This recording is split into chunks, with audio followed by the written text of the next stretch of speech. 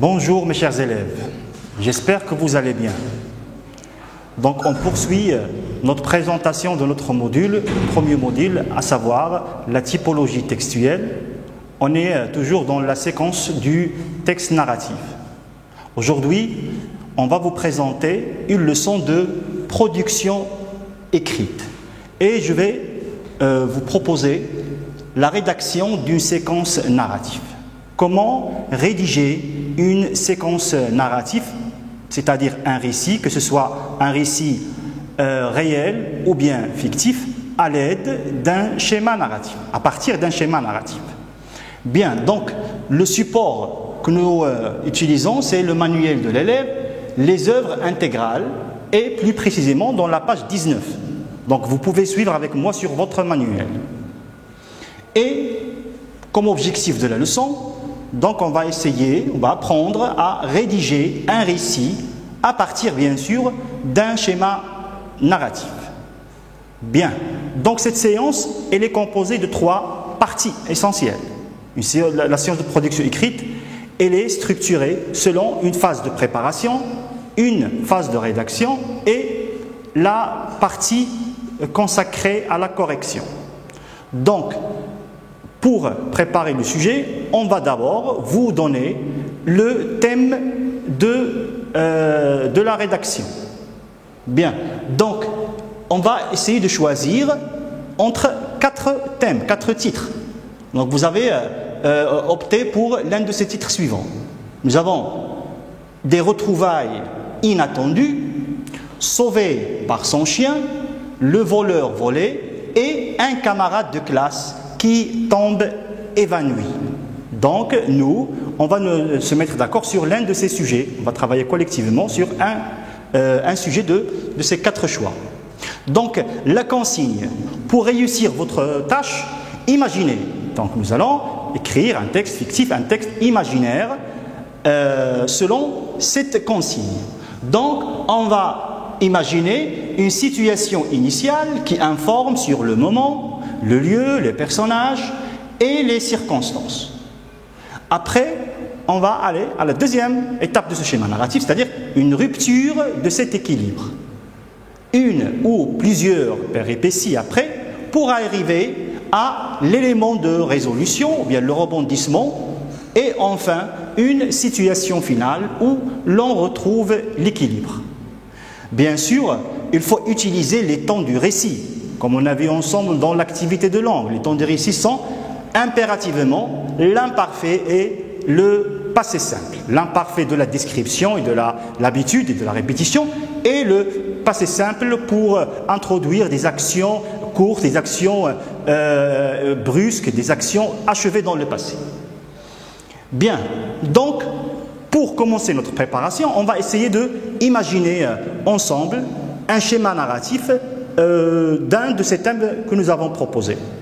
Donc là, on a choisi de travailler sur un de vos camarades qui tombe évanoui dans la classe, en plein cours. Donc, pour commencer notre rédaction, on commence la séquence narrative par une situation initiale, ou bien un incipit de ce récit. Dans cet incipit, on présente le cadre spatio-temporel, le lieu, le temps. On présente aussi les personnages et aussi la situation de départ, l'action de départ qui est une action calme et équilibrée. Bien, donc imaginons une classe d'élèves. Le lieu, c'est l'établissement, le lycée. Le temps, une séance, par exemple là, une séance du matin, première séance du matin de 8h à 9h.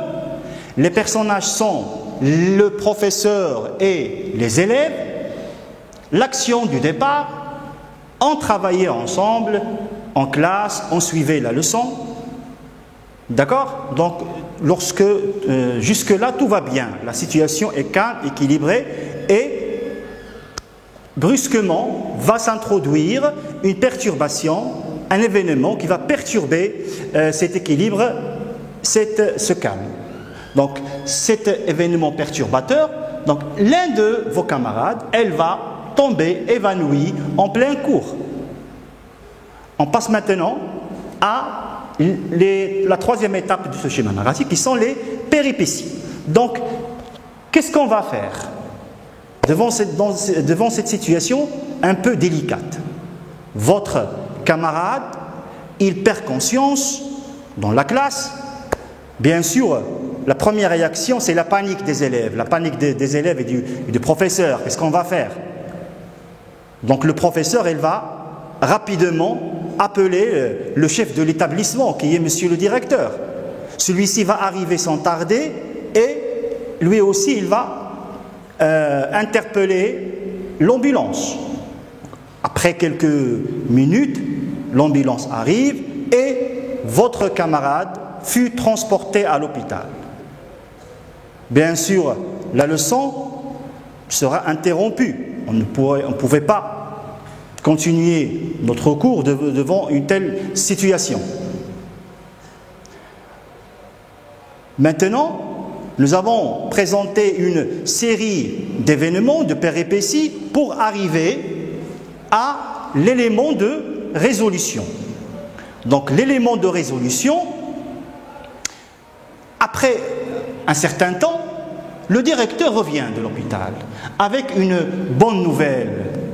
Heureusement, notre ami, il se porte bien, il a repris connaissance. Et finalement, notre élève est guéri et il va reprendre ses leçons.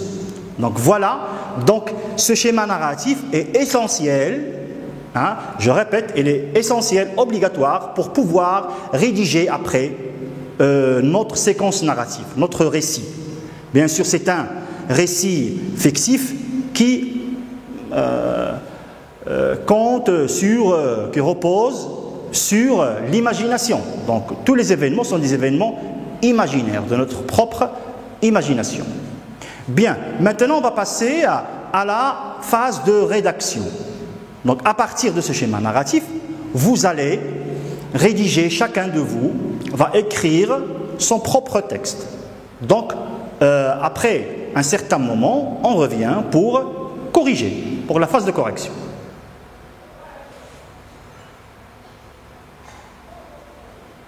Bien, maintenant, on présente la correction. On corrige ensemble. Bien sûr, on va commencer par la situation de départ, la situation initiale, la présentation du cadre spatio-temporel, le lieu, le temps, les personnages et l'action de départ. Donc, dans l'année scolaire qui vient de s'écouler, je me rappelle très bien d'un souvenir qui m'a marqué, moi et mes camarades de classe. C'était une belle matinée hivernale du mois de décembre. Les élèves assistaient à la première séance du jour, de 8h à 9h. C'était une séance de français. Le professeur expliquait la leçon et tout le monde participait avec enthousiasme.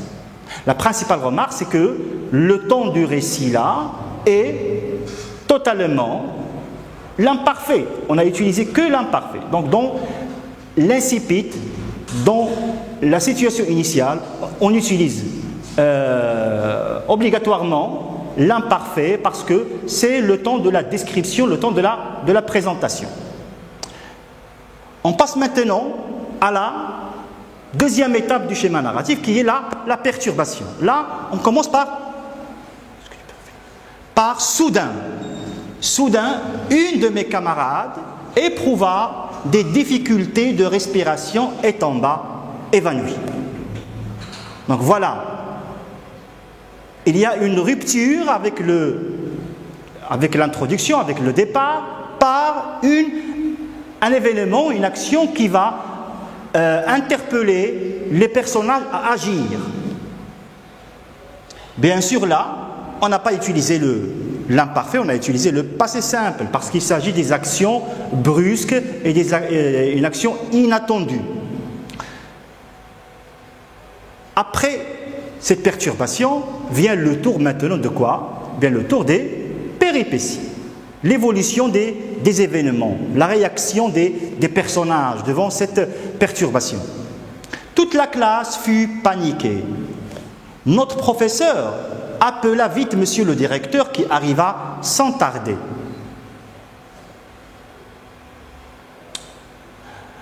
Après de longues minutes d'attente et de peur, une ambulance arriva à l'établissement et notre ami put être transporté à l'hôpital. Jusque-là, on est dans la troisième phase, qui est la phase des péripéties. On ne pouvait plus, malheureusement, continuer la leçon. Après le départ de notre collègue, une atmosphère de mélancolie et d'inquiétude envahissait la classe. Donc là, c'est le retour de l'imparfait. Pourquoi? Parce que là, on est en train de décrire la situation. C'est l'imparfait de la description. Une demi-heure passa lorsque le directeur revint de l'hôpital. C'est le passé simple des actions qui sont courtes, rapides dans le passé. Donc, le directeur, il revient de l'hôpital avec une bonne nouvelle. Là, on est dans la quatrième étape du schéma narratif qui est le rebondissement ou bien l'élément de résolution. Le problème est enfin résolu. Notre camarade reprit connaissance et se portait désormais mieux. Et on termine par la situation finale, d'accord?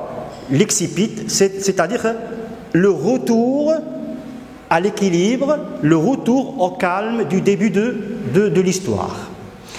Le lendemain, l'élève malade reprenait ses cours, elle était guérie. Donc voilà, notre leçon a pris fin, je vous remercie. Mes chers élèves, on poursuit notre leçon avec une activité de langue. Il s'agit des liens logiques ou bien des connecteurs logiques. Donc, les connecteurs logiques sont des mots de liaison qui structurent une argumentation. Là, on est dans le texte argumentatif. On n'est plus dans le texte narratif, mais on est dans l'argumentation ou bien le texte argumentatif. Donc, comme support, on a besoin de notre manuel, les œuvres intégrales, les pages 212 et 213, l'objectif, ou bien les objectifs de la leçon. D'abord, on va reconnaître les liens et les connecteurs logiques, les différents liens et connecteurs logiques, et on va apprendre à organiser comment on va organiser une argumentation à l'aide des liens logiques. Bien, donc on va commencer avec un petit texte pour présenter la situation. Donc il s'agit là d'un texte argumentatif qui présente un point de vue sur le thème des habits de marque. Est-ce qu'on est avec ou bien contre les habits de marque? Donc, l'un des jeunes interrogés, il dit: pour moi, porter des habits de marque, ça ne veut rien dire. C'est histoire de se rendre intéressant. Je porte des habits qui ressemblent beaucoup à ceux de marque. Et pourtant, ils n'ont pas de marque. D'ailleurs, tout le monde me demande où je les ai trouvés. De plus, les habits de marque peuvent attirer des ennuis. On te prend par quelqu'un de riche et on te raquette. Et puis, ce n'est pas si important de porter des habits de marque, car ils sont comme les autres.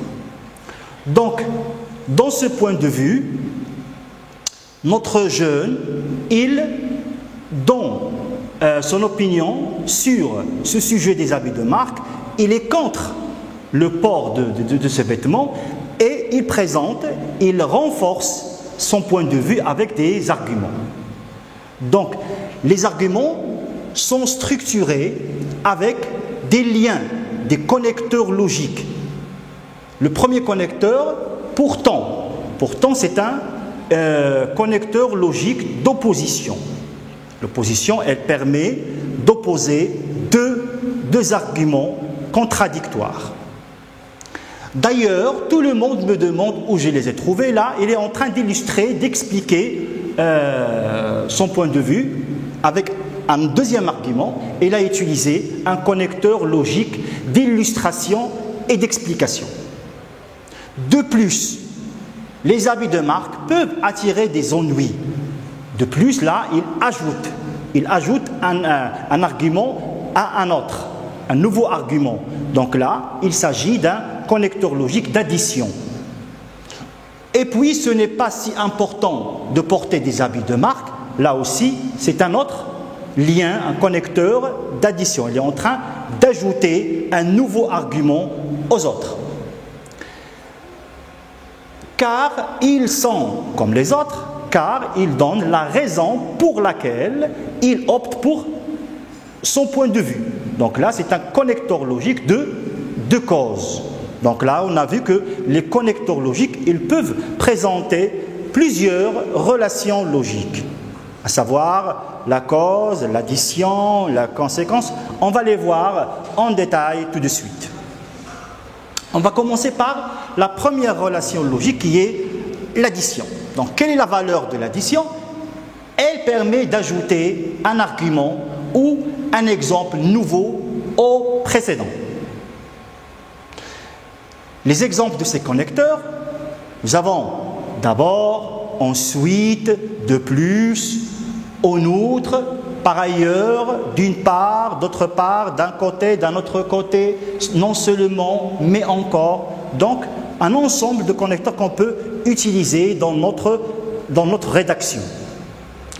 Un exemple de ces connecteurs, une phrase qui comporte ces connecteurs d'addition: je ne peux pas participer à cette activité. Pourquoi? Il présente deux arguments. Donc c'est pour cela qu'elle va utiliser des connecteurs d'addition.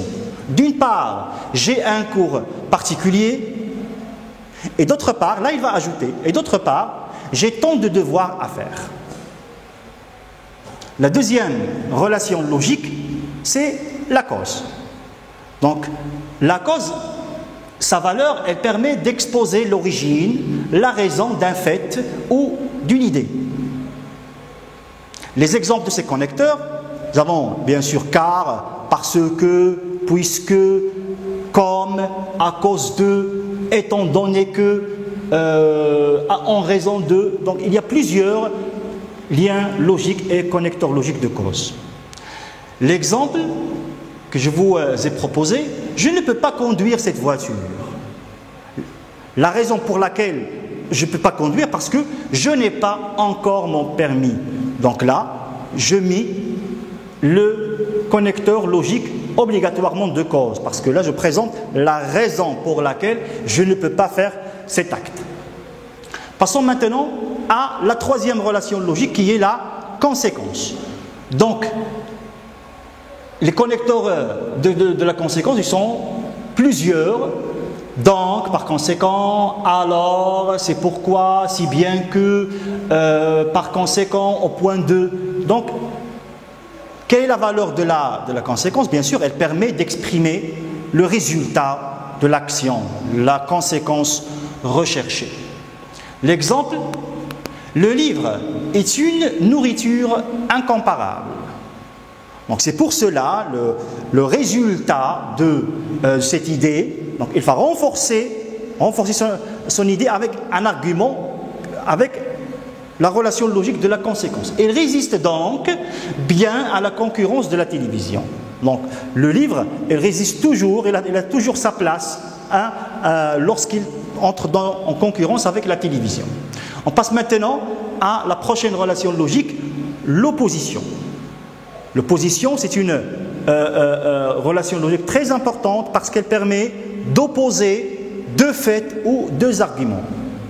Lorsqu'on va voir dans la rédaction un texte argumentatif qui comporte deux avis contradictoires, une thèse et son opposition, une thèse et une antithèse, là, il faut marquer ce clivage, ce passage de le premier avis au deuxième avis, à travers quoi? À travers, bien sûr, des connecteurs d'opposition.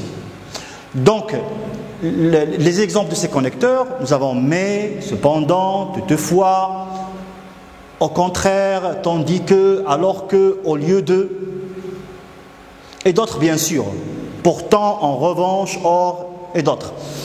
L'exemple choisi, on s'est bien entraîné. Normalement, on doit gagner. Mais là, c'est l'opposé, hein, c'est le contraire. Cependant, on a perdu la rencontre. Bien. On passe maintenant à une autre relation logique qui est aussi importante dans la rédaction, c'est l'explication. Parfois, on a besoin d'illustrer notre idée, de l'expliquer à travers des exemples, à travers des explications, des illustrations. C'est pour cela qu'on utilise des connecteurs d'explication et d'illustration, comme par exemple, c'est-à-dire, autrement dit, entre autres, par exemple, à savoir, notamment. Donc, la valeur de l'explication, elle permet d'introduire des exemples pour expliquer et illustrer nos arguments. L'exemple choisi, je suis contre les habits de marque. En fait, je vais expliquer pourquoi. En fait, porter ces vêtements peuvent attirer des ennuis. Et enfin, on termine avec la conclusion. La conclusion, c'est pour terminer notre rédaction. Sa valeur est très importante parce qu'elle permet d'affirmer la thèse défendue. On l'affirme. Elle permet aussi de conclure notre raisonnement. Les exemples de ces connecteurs, en conclusion, bref, ainsi, en guise de conclusion, pour conclure, dès lors. Donc, pour conclure une idée, pour commencer notre conclusion dans notre rédaction, on commence par l'un de ces connecteurs de conclusion. L'exemple, ainsi, après avoir cité tous ces arguments, je conclus donc que le bon travail fait toujours réussir. On enchaîne avec un exercice d'application. Donc, lisez cet extrait d'interview et relevez les connecteurs logiques qui structurent la réponse du photoreporter. Qu'est-ce qui fait d'après vous une bonne photo de presse? Avant tout, ce contenu. Il faut que la photo ait du sens. Ensuite, il faut qu'elle soit agréable à voir même si ce qu'elle représente est dur. Mais le souci esthétique doit rester secondaire. Les photoreporters, moi le premier, ont tendance à trop travailler la forme, le cadrage, la lumière, quand ils sentent que le contenu de leur image est un peu faible. Ce n'est pas une bonne habitude. Il faut se tenir la vérité du regard du photographe à travers son cliché. Si la scène le fait marrer, il faut que la photo qu'il prend fasse rire ceux qui la regardent. Correction. Les connecteurs logiques, ils sont mis en couleur avant tout, ensuite, même si, mais, moi le premier, à travers. Bien, notre leçon prend fin. Je vous remercie et à bientôt.